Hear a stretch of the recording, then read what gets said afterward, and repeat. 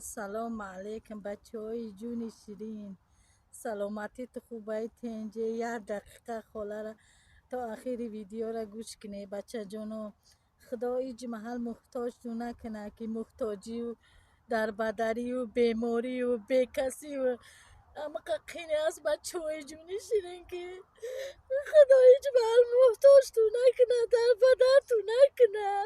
به خاطر خدای بخشنده مهربان از شما خواهش دارم بچه ها، برادرای عزیز، بچه جانای عزیز، اکای عزیز، برادرای عزیز، به خاطر خدا من در خونه های مردم نمیتونم، سلامتیم خوب نیست. بچه های جون شیرین از شما خواهش دارم، مادری بیمارم، التماس میکنم، خواهش میکنم مادرم یا پلتگم جمع کنی، دستگیریم کنی، یا پلتگم الان جا بیستم تا مادرای جون، اکای جون شیرین در حق تو دعا گوم کامی مرا نگاه دستگیری میکنه، ویدیو من پهن میکنه.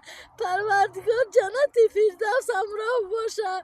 در حقش دعا گوم. منی مادر بیخونه و بیدر محتاج یک پلت کم بچه جون محتاج. بچه های جون از برای اولاد خواهش تو میکنم، التماس تو میکنم. این رقم های من، این رقم هم در بالا اکران همدیشم بیسیتی خدمت بچه های جون شیرین. امی در بدری افگار شدم، بیمار و پیوند دردم. بچه های جون شیرین همی سیدگم دادسه در بدر خونه مردم نیفرانه که من تا بگه همی جا میستم. هم درد مینم، استخون با استخونم درد مینم بچه جونم. به خاطر خدا کن میمونن، نگاه مینم، دستگیری مینم، ویدیو مینم پهن مینم. خدا یا خداوندی کریم جنتی فردوس همراه باشه.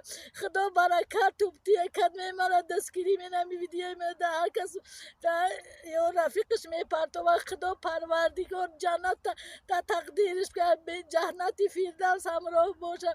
خدا برکت به اکای عزیزه بچه های جون شیرین.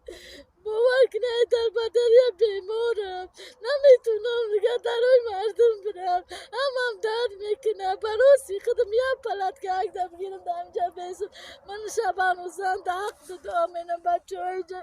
خدا نگهدار تو باشه. مادر دستگیری که